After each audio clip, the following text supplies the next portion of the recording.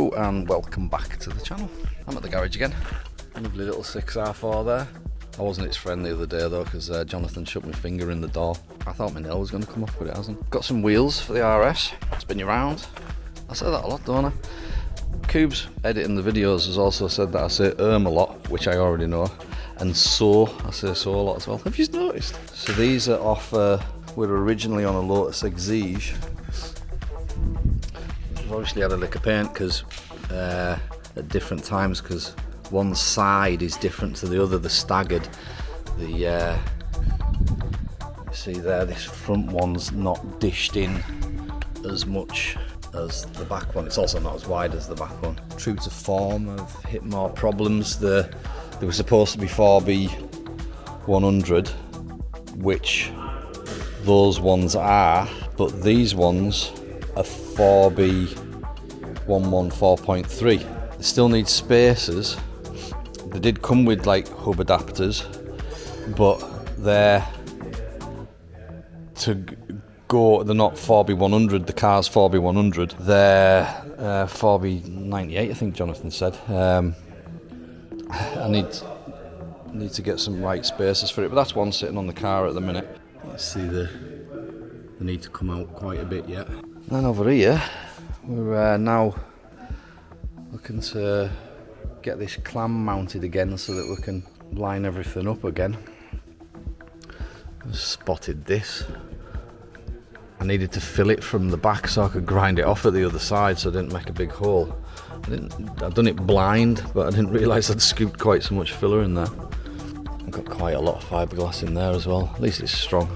So these were the brackets that we originally made. These are we're going to adapt these for now. They're not going to be the final brackets, but we essentially need to bring this hole forward to about there, which makes things a lot more awkward, but the problem I'm having, without putting a cantilever hinge on, the roof, the scoop is on the vent is hitting there.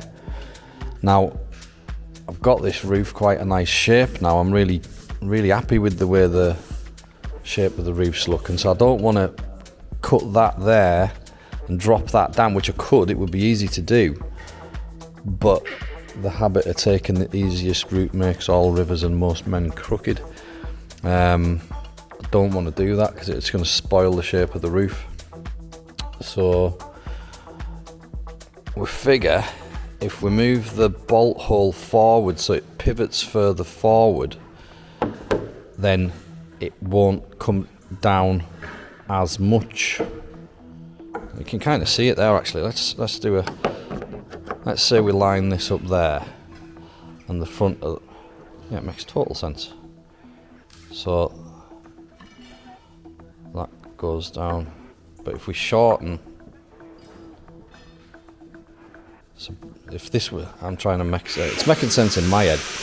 If this was the front, the brush part, if you tilt it like that, it moves nowhere near as much as if you tilt it like that. And that's what we're sort of trying to achieve, bringing that hole forward in the clam, that mounting in the clam, so that when it rotates, the front doesn't go down as much. So that's the idea with that anyway.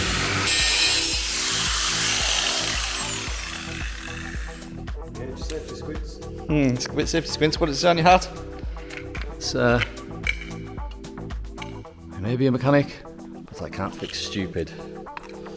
I don't know, you're fixing this thing. So what's Richard doing with a massive box of vapes, I hear you ask? Obviously there's a lot going on with these things at the minute. These are all like disposable vapes, and it occurred to me that like people are chucking these things out and they've got good batteries in them. In fact, they've got batteries like this in them.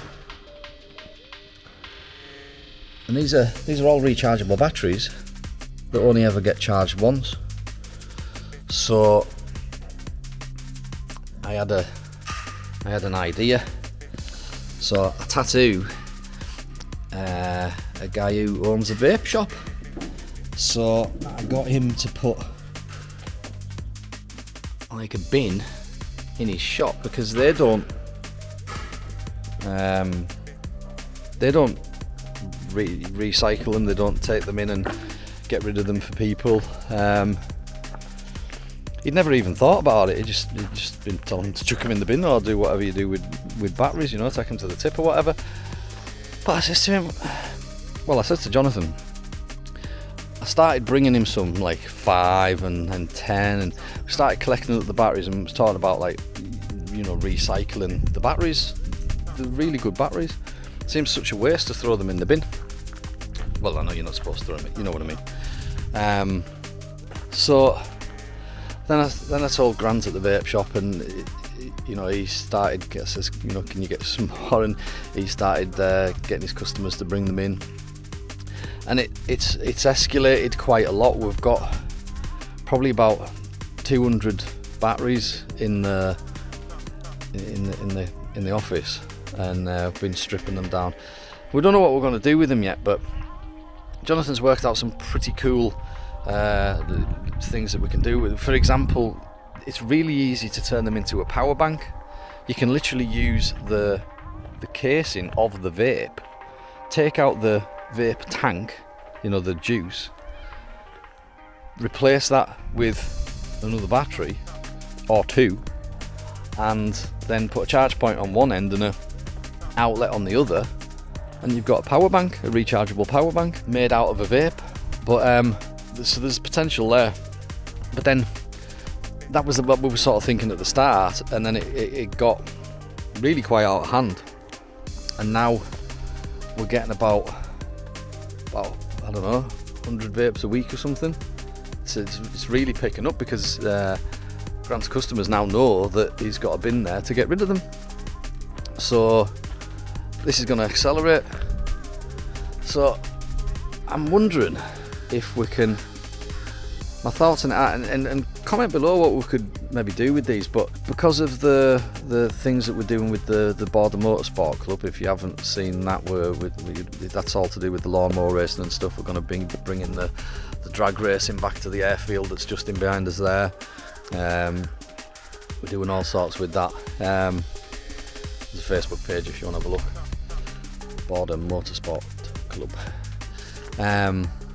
But yeah, I was thinking, if we make battery packs, if we 3D printed like a chassis with holes in it, like a cradle that accepted those batteries, because those ones, they seem to be the most common. There's lots of them ones. So if we printed a cradle that those batteries would sit into, it would help with the storage problem that we've got for a start, because now we've got batteries lying about all over the place with wires everywhere. But it would also like turn into a cell, so we could make like a battery pack. So once they're sat in, we just solder them all together, wire them up, and those battery packs could then be used to power a vehicle. I mean, obviously there's the smaller side of things like skateboards and scooters. There's e-bikes, right up to, you know, bigger stuff like cars. Now, I'm not going to say we're going to like make a replacement Tesla battery, you know, it's not going to be anything like that. But there's these batteries that need a new home. So I'm trying to come up with a way to use these batteries in a way that's fun and in a way that shows what we're throwing away, and kind of encourages people to recycle. So I'm kind of dropping this in there in this video because I want to encourage you to do it as well. Cre8ors Podcast is about people who go out and create things. You have an idea, visualize it, you say, yeah, I can do that, and you follow it through. And this is something that not only I can do, but hundreds of people could do. All you got to do is go to your local vape shop. Even if you put a bin in there, you know, buy a little flip top bin and print off a thing on it, you know, recycling vapes, and then collect the vapes and collect the batteries, take the batteries out. There's aluminium, there's a lot of aluminium, there's plastic, there's a little bit of waste with the juice tanks, but other than that, it's all recyclable, and nobody seems to be recycling them. So yeah, just want to put it out there that you can do that too. Go to your local vape shop, and see if you can get the old vapes off them and see what you can do with them. It'd be interesting to see what you could do with them. You know, maybe even do a little challenge. So with the Border Motorsport Club, I was thinking maybe we could do some sort of homemade electric vehicle type challenge. So for now anyway, just sort of let you know about it and challenge you to do something with waste vapes as well. So what you saying? That there? Somewhere about there. Yeah. You need to put an insert or whatever into that for the bolt to go in, and then our hinge. So could we just like drill through it and then weld a nut to it, rather than? I could drill it and tap it. Yeah. Put it. We don't want it to go too. Aye. So basically, we're moving. It was sitting about here, and we want it up here. Yeah. There's a bit more meat there because I filled it full of fiberglass. Yeah, you might have to grind a little bit off. Yeah. So I'll try and get the other one the same. Well, I'll clean that off, and while I'm at it, I'm going to clean that bit of catty and all. I'll show you this wonky bit. So we're in the side of the clam. And there's this return here, and it needs to sit at that angle, but it's not. It's sat at that angle. So when this sits down onto the skirt bit there, I've got a couple of choices. I can either, well, either way, it's still affecting how that sits down onto the skirt. So just debating whether to. I think what I'm going to do, I'm going to cut it in there, not right the way through though. See if I can just. It's actually when you. I don't know if you can see it, but I'm going to actually hold a straight edge on it. See that? So that body line there, got a big gap there, so I'm steaming it. So yeah, that needs straightened in 2 directions.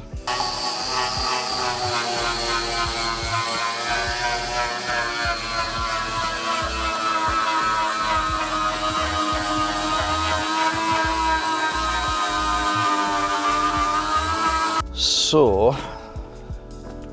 I've cut along, I've just said so again, haven't I? I've cut along there, and then I've put tape on there to pull this down.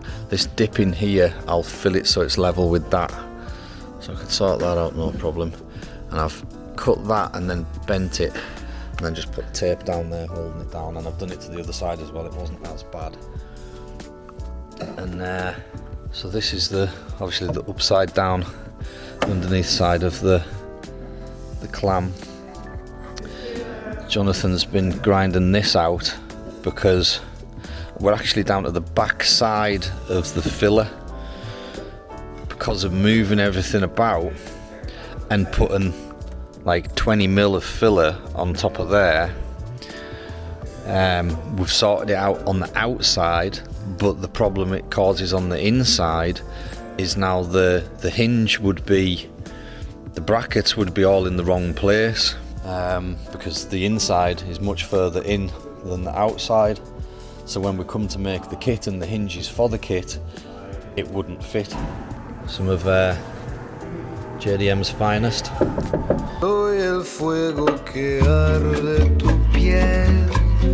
Several hours later, it's actually me that does the voice for that, you know. So we've got this straight now. Filled, I cut it along there, taped it down so it was pulled into position, and then filled the gap so it couldn't come back. So I've got a bit more, that's just fibre fill in there, so I'm going to put some filler in there. I've also took this edge down by filling it in the back, and I was able to sand right the way through the fiberglass, so that's helped with the twist there. Still got a little bit of a dip, so I'm going to fill that now. Been going around the edges, bits like this, just on the, cleaning up all these bottom edges and that, so even these little bits here, see that? Oh, that's blurry, it looks blurry. Around here, I've got this corner to sort out here, I'll put some filler in there. Again, I've backed that up with filler, knocked that down a bit. This edge is done there. And then I've done these ones here as well. Right, it's 7:30. We started on it at, just to give you an idea of time, we started on it at 1:30.